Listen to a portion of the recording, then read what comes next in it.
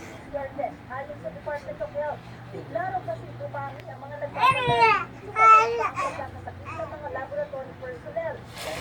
Doon sa biglang demand for laboratory, ganun lang yung nagkakasakit. Ang consequence po na tinatanong kung mag-delay ang ating laboratory test, syempre nag-delay po yung pag-report natin ng mga kaso.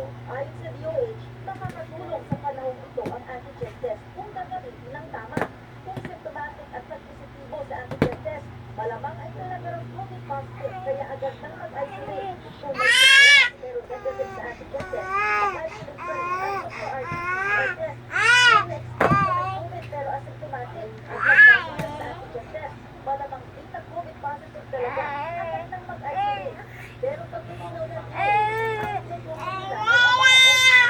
antigen test na dapat ay state health workers ang gumagawa. Wala pa raw aprobadong self-test kits.